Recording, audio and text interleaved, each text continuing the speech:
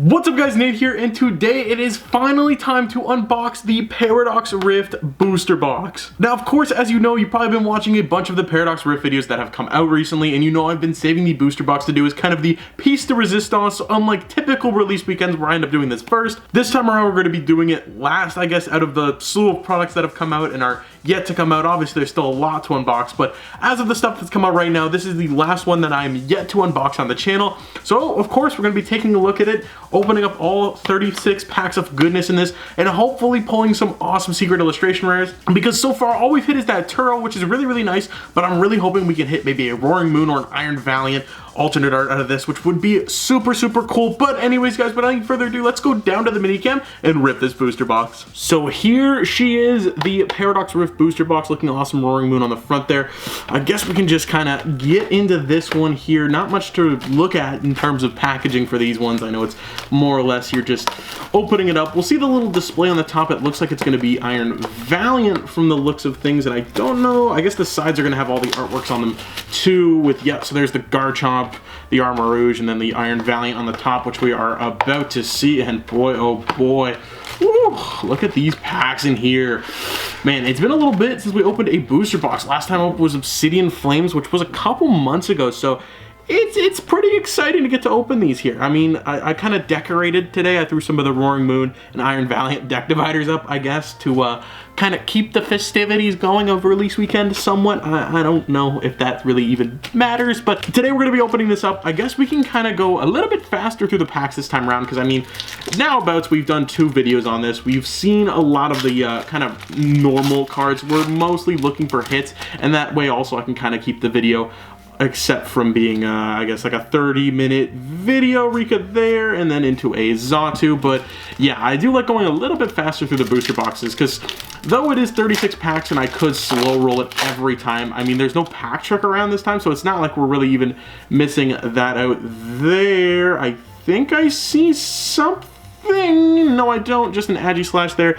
And I mean, if you guys do catch something in here, please comment it down below and maybe I'll showcase it off in a different video. There shouldn't be anything like a hit that I will miss and not talk about. Like I'm sure I'll check all of the EXs, art rares, whatnot, stuff like that. But I already see something. It might just be a Terra one. It is another Terra Mewtwo. So that is our second Terra Mewtwo. We hit one out of the booster, or not, sorry, not booster box, the Pokemon Center Elite Trainer box there. But I'll take another one. Honestly, Mewtwo is really cool. I wouldn't mind trying to tech one for a deck. I don't know how playable it would be. I think the best way to do it is like with, I think it would be Soul Rock, the Soul Rock and Lunatone kind of engine. That kind of, I hate it, but I think that would be the best way to kind of do something with it. But we'll go through this one. Dimble, Tinkatink there, and then a Groudon. So still nothing too crazy yet. And of course in these boxes we're guaranteed maybe like 1 or 2 like really big hits. It could be an alternate art, it could be something else. I mean, we'll just gotta go through this. See, is that something? I see something in there. It is our first Roaring Moon EX, which is really solid, because these ones are extremely playable. I've seen a lot of people online teching these decks out, but I think it's mostly because they kind of give you a free deck to start off that is Roaring Moon, so people just kind of built around it. But it is a really popular deck right now. It is a really popular Pokemon too, I would think so. I really like Salamence. I've talked about this a million times in all the Paradox Rift news videos I did, but yeah, the Salamence ancient form of Roaring Moon is one that I think is extremely cool. So for me to be getting that in a Pokemon card is like, you can't go wrong with it. And also I did notice on these packs, they're not like the a lot of the Scarlet and Violet ones that kind of a little stickier, or almost the packs are a little thicker. I don't know, it's probably just a minor quality control thing with an Iron Jugulis there. Honestly, again, that silver border will never stop getting me until they like get rid of it or change it. Like I see that hollow border and I'm like, it could be a full art, because they look very similar to like the new kind of texture they have on a lot of these alternate arts.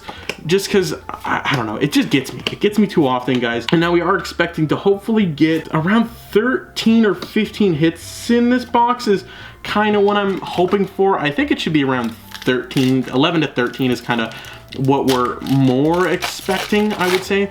I want to see also what kind of side of the box is better, so if you do find one of these boxes at a card store, you know what side to pick from, maybe perhaps potentially. But we'll go through this one. Blitzel there, I already see it. It is a Terra Garchomp EX gold card, and behind that is an Espathra, but there it is. Oh my goodness.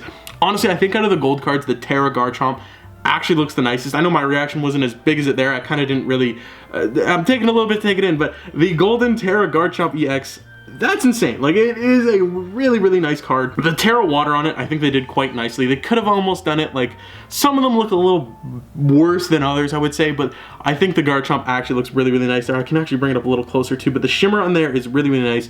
Out of the 3 golden Pokemon in the set, which are obviously this one, Roaring Moon, and Iron Valiant, I think actually looks like a bad card. Just the way the gold they did it just doesn't look good. Roaring Moon is pretty solid, but I do think Terra Garchomp with the kind of reflective terrestrialized pattern on there is by far the best one. So that is a huge pull. We will gladly take that one, but still a good amount of stuff to go through in this box. I mean, we're expecting some more good stuff in here. I guess so far the right side though, that's leaning with some heat. It's gonna be hard to beat a solid gold Pokemon card, but we will see. I'm always up for the challenge. Palkia there, into a Parasol Lady, and then into a Galissapod there. I would love to know in the comments below what pack art is also your favorite, or again, what your most anticipated hit is going to be out of this box. I know that there's a lot of good cards in this set. Now, collectors might not like this one as much just because some of the Pokemon aren't as notable. Like, I get it if you're not a big Roaring Moon enthusiast, but a Toedscruel there,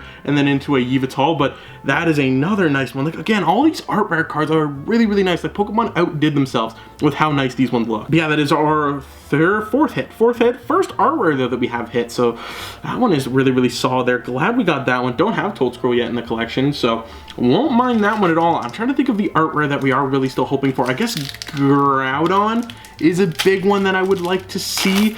That would be one that I'm quite, I guess I'm not expecting, but it would be. I think it's the best art rare in terms of value, but it's also, I think, there's a reason it's the best in values, because it's such a nice artwork to get there. Low kicks there, and then into a Porygon Z, which also has a really nice art rare. But we're not even halfway through this box yet, guys, and I mean, what is this, 4 hits? So it's not too bad, but judging by how many packs we have left, I'm assuming the left side is going to kind of pop off with some heat. We'll see here. Ambipom there, Snorlax Doll, Tinkaton, Flittle, Miltank there, into a Milotic. So nothing, no fuller EXs yet, I guess, other than the Garchomp, if you want to count that. But I would say that that's a gold card, not a fuller EX, or any alternate arts, which there's got to be one in here, right, guys? Like, it's got to happen. It happened for Obsidian Flames. It happened pretty much for every set. I think we've actually hit a pretty solid card out of the booster box. Not to say Garchomp is not solid, because he most definitely is a solid Pokemon, and one that I'm glad to have to the collection. I might not, see, now I have one, and I pulled a Terra Garchomp in the other video. I'm a little bit inclined to maybe toy with the idea of making a deck Medical Energy there, because it would be kind of neat. It's a popular Pokemon. It's a Pokemon I really like, with a Norman there. And speaking of other Pokemons to tech decks with, Goldengo EX, who is a very, very popular one. A lot of people playing this right now at locals. Last weekend I played against a couple of Goldengos too, so they're out there. They're coming. They're gonna be a popular Pokemon. I mean, the alternate art for Goldengo is extremely nice. I honestly think it's undervalued in terms of what people are pricing it around right now. I think it's around $50 or $70. Like, I kind of would have expected it to be a little bit popular, but again, it's a newer Pokemon, so people aren't as I guess invested in it. But come on, he's like the cheese string man. He's the golden cheese string man. Can you really not like the golden cheese string man? Of course you cannot. So I don't know, hopefully we could pull the full art or the alternate art variation of that same card. That would be awesome. Natu there, and into a Morpico. I don't know, I'm not gonna try with that one there. There's so many names. Like, I feel like some of these Pokemon have too many names, you know what I mean? Like, they always do my boy Rayquaza like that too, like Rayquaza, whatever. I think Real Breaking Nate says that, but there's too many names. I just run with mine, and you know, hopefully people don't dog me in the comments too much about it. Fuecoco there, and into a Norman full art. Not too shabby there. What does this guy do? Draw 2 cards. If your opponent's active as an EX, draw 2 more. So that's not a bad one. That one might see a little more play as, I guess, Scarlet and Violet grows and there's more EX decks, because then, I mean, essentially you're drawing 4 every time. Now, would you want to play a supporter that just draws 4? Probably not. So I don't know how much he'll see, but it's Norman. It's Norman, you know what I mean? He's just normal Norman. But Gibble there, Medical Energy into an Iron Bundle, Gliscor, Porygon Z into a Pumpkaboo, Palkia there, which leaves our last pack for this side, unless I missed one. Nope, there is no pack in the back of the box, because sometimes I do that where you fold the lid in and miss a pack, and then towards the end of the opening you see it and you're like, oh, there's a mystery pack that has been stuffed to the back. And I know we did it with the, I think, Lost Origin box, and that was crazy because we actually hit like a good gold card out of it. But I don't know about this time. Medical Energy there into an Oricorio and an Iron Moth there, which leaves us with the final 16 packs. No extra packs in there, but I mean, dude, like, that's a brick of packs still. Like, there's still a lot of fun to be had with this Paradox Rift booster box. We're not out of the woods yet, and I think that that is definitely a good thing. Like, we should be able to hit a fair amount of more stuff in here. And I mean, there's so many Terra Pokemon too, so I wouldn't expect, or I guess I would expect to hit, I mean, I can't even talk, but a couple more of those for sure. De-Evolution, Technical Machine there, Exploud, Yveltal into a Garganackle there, behind it a Brute Bonnet, but the Garganackle art rare, not too shabby there, definitely looking pretty cool. I mean, Garganackle definitely not my favorite, but hey, we respect the Garganackle grind.